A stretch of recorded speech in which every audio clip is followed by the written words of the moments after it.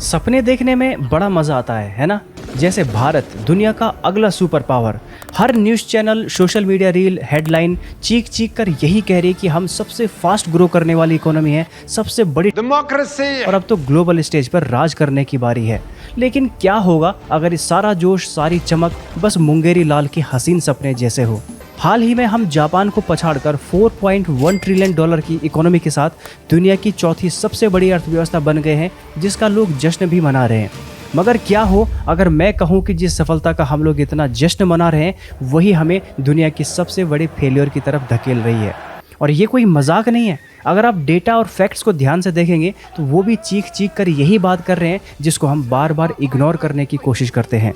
बात सिर्फ जीडीपी की रेस या चमकती हेडलाइंस की नहीं है, बल्कि बात है हमारे लोगों की, हमारे सिस्टम की और हमारी सोसाइटी की उन कमजोरियों की जो हमारे सुपर पावर बनने के सपने को कभी पूरा नहीं होने देंगे। आज के इस वीडियो में समझने की कोशिश करते हैं कि वो कौन कौन सी प्रॉब्लम्स हैं जो भारत को कभी भी सुपर पावर नहीं बनने देंगे। मुझे 10 मिनट दीजिए, अगर भारत के भविष्य को देखने का आपका नजरिया न बदल जाए तो कहना। देखो, हमारी सबसे बड़ी स्ट्रेंथ है हमारी पॉपुलेशन, राइट। लेकिन अगर हम अपनी इस पॉपुलेशन को ह्यूमन कैपिटल या वर्क फोर्स में कन्वर्ट नहीं कर पाए तो यही स्ट्रेंथ हमारे लिए सबसे बड़ा बोझ बन जाएगी। यूएनडीपी के ह्यूमन डेवलपमेंट इंडेक्स 2025 में हमारा भारत 193 देशों में टॉप 10 में भी नहीं था, टॉप 50 में भी नहीं था, टॉप 100 में भी नहीं था यार। पता कितने नंबर पे था? 130वें नंबर पे। और ये वो आंकड़ा है जो हमारे गाँव की, शहरों की, रोजगार की, हमारे एजुकेशन और हमारे हेल्थ केयर सिस्टम की रियलिटी को दिखाता है। जहां यूएस अपनी जीडीपी का ऑलमोस्ट 17% हेल्थ केयर पर खर्च करता है, वहीं भारत सिर्फ 1.9% खर्च करता है। That's not funny. यूएस ने 2025 में अपनी जीडीपी का 5.59% बजट एजुकेशन सेक्टर में लगाया, वहीं भारत ने सिर्फ 3 से 4% ही बजट लगाया। और इसका रिजल्ट ये होता है कि करोड़ों बच्चों को क्वालिटी एजुकेशन नहीं मिलता है, लाखों लोग बेसिक हेल्थ केयर फैसिलिटी के लिए स्ट्रगल करते हैं और भविष्य में भी यही हाल रहने वाले हैं, क्योंकि आज भी हम उसी पुराने वाले पैटर्न पर चल रहे हैं, कुछ भी बदला नहीं है। जब किसी देश की आधी से ज़्यादा आबादी इन बेसिक फैसिलिटीज़ के लिए लड़ रही हो तो ग्लोबल लीडरशिप की बात करना एक सपने से ज़्यादा कुछ नहीं होगा। एक और इम्पॉर्टेंट टॉपिक है रिजर्वेशन। देखो, रिजर्वेशन थोड़ा कॉम्प्लेक्स पॉलिसी है जिसका मकसद हिस्टोरिकल इनजस्टिस को ठीक करना और उन कम्युनिटीज़ को मौका देना जो पीछे रह गए थे, और नो डाउट इसने लाखों लोगों को फायदा भी पहुंचाया है। 2025 में 49.5% सीट्स SC, ST, OBC और 10% EWS के लिए रिजर्व्स हैं।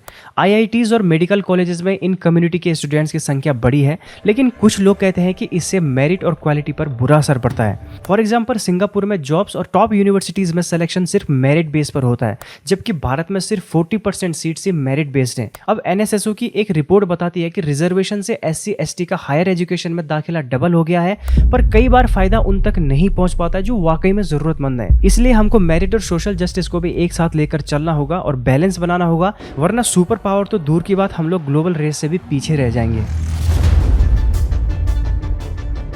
देखो, हमारी economy one of the fastest growing economy में से एक है, इसमें कोई शक नहीं है। हम दुनिया की चौथी सबसे बड़ी इकोनॉमी है और जल्द ही तीसरे नंबर पे भी आ जाएंगे। लेकिन इकोनॉमिस्ट इसको जॉबलेस ग्रोथ कहते हैं, क्योंकि आज भी हमारी पॉपुलेशन का 80% वर्कफोर्स इनफॉर्मल सेक्टर में काम करता है, जिससे ना तो जॉब की सिक्योरिटी होती है, ना फ्यूचर की सिक्योरिटी और ना ही हेल्थ की सिक्योरिटी। इसलिए बाहर से खूबसूरत दिखने वाली ये इकोनॉमी एक्चुअली अंदर से अभी भी खोखली है, जिस पर बहुत काम करना बाकी है। मैन्युफैक्चरिंग सेक्टर भी भारत के लिए एक बहुत बड़ा चैलेंज है, क्योंकि चाइना की जीडीपी में मैन्युफैक्चरिंग सेक्टर 27% कंट्रीब्यूट करता है, जबकि भारत में सालों से ये 16 से 17% के आसपास ही अटका पड़ा है। मेक इन इंडिया एक अच्छा स्टेप है जो मैन्युफैक्चरिंग सेक्टर में इंडिया को अच्छी ग्रोथ दिला सकता है, पर यह स्कीम भी सोशल मीडिया और न्यूज़पेपर तक ही सीमित रह जाती है। ग्राउंड लेवल पर किसी को कुछ खास सपोर्ट नहीं मिलता है। अगर हम रिसर्च एंड डेवलपमेंट की बात करें तो यूएस अपनी जीडीपी का लगभग 3.5%, यूके 2.8%, चाइना 2.6% और इजराइल सबसे ज़्यादा यानी 6% खर्च करता है। और भारत पता कितना खर्च करता है? ओनली 0.7%। और यही डिफरेंस है जो हमें इनोवेशन, मैन्युफैक्चरिंग और प्रोडक्शन में पीछे ही नहीं बल्कि बहुत पीछे रखता है। अगर दुनिया के टॉप देशों से मुकाबला करना है तो हमें R&D में ज़्यादा खर्च करना होगा, क्योंकि 4-5% को हम 0.7% से कम्पीट बिल्कुल भी नहीं कर सकते। और अपने भारत की सबसे बड़ी मुसीबत है फ्रीबीज। वोट के लिए फ्री बिजली, फ्री पानी, फ्री स्कीम बांटने वाले जो कल्चर है वो हमको खत्म करना होगा, क्योंकि ये पैसा एजुकेशन, हेल्थ, इंफ्रास्ट्रक्चर और इनोवेशन पर लगना चाहिए, जिससे लोग इस काबिल बन पाए कि उनको फ्री की चीज देने की जरूरत ही ना पड़े। इसलिए सुपर पावर बनना है तो इन चीजों को बिल्कुल भी इग्नोर नहीं किया जा सकता। देखो, सुपर पावर बनने के लिए एक स्ट्रॉन्ग रूल ऑफ लॉ भी चाहिए, जहां हर आदमी और हर कंपनी को जुडिशरी पर भरोसा हो। लेकिन भारत में किसी मामले को सॉल्व करने के लिए कोर्ट जाने का मतलब है कि उससे भी बड़ी सरदर्दी मोल लेना। हमारा जुडिशियल सिस्टम इंडिपेंडेंट तो है, लेकिन ये इतना स्लो है कि जस्टिस मिलने में सालों और कभी कभी तो दशक लग जाते हैं। आज हमारे भारत में करीब 5 करोड़ से भी ज़्यादा केसेस पेंडिंग है। अगर हम हर दिन 1000 केसेस को सॉल्व करते हैं, वो भी बिना किसी संडे की छुट्टी के, तब भी इन पेंडिंग केसेस को सॉल्व करने में हमको 140 साल लग जाएंगे। अब सपोज करो कोई इन्वेस्टर भारत में आता है, वो यहाँ किसी डिस्प्यूट में फंस जाता है, तो उसको उसी डिस्प्यूट को सुलझाने में सालों लग जाएंगे, और इतना टाइम और पैसा खर्च करने के बाद भी उसको रॉन्ग जजमेंट का डर बना ही रहेगा। What the hell is wrong with you people? World Bank की 2020 की ease of doing business report में भारत 190 देशों में 63वें नंबर पे था, और कॉन्ट्रैक्ट इन्फोर्समेंट में हम 163वें नंबर पे थे, जो दिखाता है कि अभी हमारे जुडिशियल सिस्टम में कितनी सुधार करने की जरूरत है। अगर मैं बात करूं करप्शन की, तो ट्रांसपेरेंसी इंटरनेशनल करके एक ऑर्गेनाइजेशन है जो बहुत सारे डेटा को एनालाइज करके हर साल एक करप्शन परसेप्शन इंडेक्स रिलीज करती है, और 2024 की रिपोर्ट में भारत 96वें नंबर पे आया था। अब ये चाहे परसेप्शन हो या फिर हकीकत, हम चाहे कुछ भी सोचे, लेकिन इन आंकड़ों से हमें यही पता चलता है कि दुनिया हमको किस नजरिए से देखती है। अब देखो, एनआरसी और यूसीसी जैसे मुद्दे भी देश के लिए बहुत इंपॉर्टेंट है। अगर इन दोनों बिल्स को इम्प्लीमेंट कर दिया जाए तो किसी भी आम आदमी को कोई भी प्रॉब्लम नहीं होने वाली है। लेकिन कुछ लोग इस पर भी हंगामा खड़ा करके सिस्टम को इतना बिजी कर देते हैं कि गवर्नेंस और डेवलपमेंट कुछ दिनों के लिए रुक जाते हैं। अब जब बेसिक बातों पर ही इतना हंगामा हो और गवर्नमेंट उसको सही से शॉर्ट आउट भी ना कर पाए, तो ऐसे में भला हम कैसे वर्ल्ड लीडर बन सकते हैं? सुपर पावर बनने का सपना तभी सच होगा जब जुडिशियल सिस्टम और गवर्नेंस दोनों मजबूत हो, वरना ये सपना सिर्फ सपना ही रह जाएगा।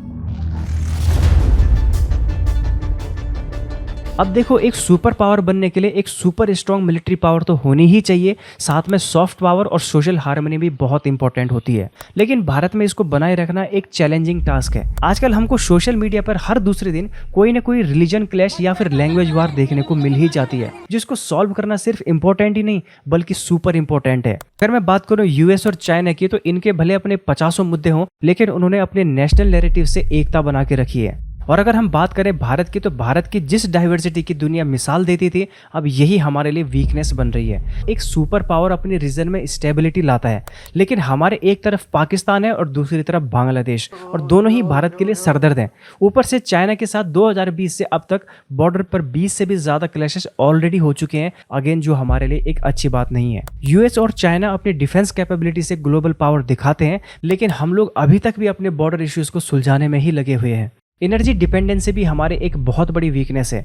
इंडिया अपना 85% ऑयल इंपोर्ट करता है, और 2024 में हमने $132 बिलियन इस पर खर्च किया था। अब अगर कभी भी ग्लोबल मार्केट में थोड़ी सी भी टेंशन बढ़ती है, तो उसका असर सीधा हमारी इकोनॉमी पर पड़ता है। वहीं हमारे देश के अंदर कभी पेपर लीक के लिए, तो कभी किसी स्कीम के लिए, कभी किसी बिल के लिए, तो कभी किसी और चीज़ के लिए, लेकिन किसी न किसी बात को लेकर कोई ना कोई प्रोटेस्ट होते ही रहते हैं।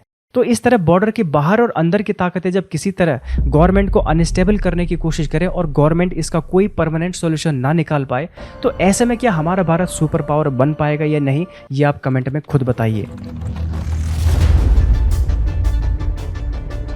अब ये बात तो कंफर्म है कि हमें इन चीज़ों का समाधान तो करना ही पड़ेगा, जैसे weak human capital, jobless growth, burden of freebies, घिसा पिटा education system, corrupt health care system, corrupt politics, corrupt judiciary, social conflict, pending cases और पड़ोसी देशों का टेंशन, क्योंकि इनके बिना भला कोई देश क्या ही सुपर पावर बनेगा। What are you talking about, man? लेकिन अगर हम बात करें भारत की पोटेंशियल की, तो हमारे पास दुनिया की सबसे ज़्यादा पॉपुलेशन और उसमें भी सबसे ज़्यादा यूथ पॉपुलेशन है, एक मजबूत डेमोक्रेसी है, तेज़ी से बढ़ती इकोनॉमी है, और बड़ी बड़ी टेक जाइंट कंपनीज को एनआरआई ही लीड कर रहे हैं। हमारे पास हिल स्टेशन, डिजर्ट, सी, बीचेस, आइसलैंड्स, ग्लेशियर्स और अपनी नदियां हैं जिसके लिए हमको किसी पर डिपेंड होने की ज़रूरत नहीं है। लेकिन अगेन इन सारे रिसोर्सेज को हमें प्रॉपर तरीके से अलाइन करना होगा, तभी भारत का जो अनलिमिटेड पोटेंशियल है उसको अनलिमिटेड पावर में बदला जा सकता है। आपको ये वीडियो कैसी लगी मुझे कमेंट करके ज़रूर बताना और ऐसी ही और वीडियो देखने के लिए चैनल को सब्सक्राइब करना। मैं मिलता हूँ आपको एक ऐसी नई वीडियो के साथ, तब तक के लिए कीप लर्निंग, कीप ग्रोइंग।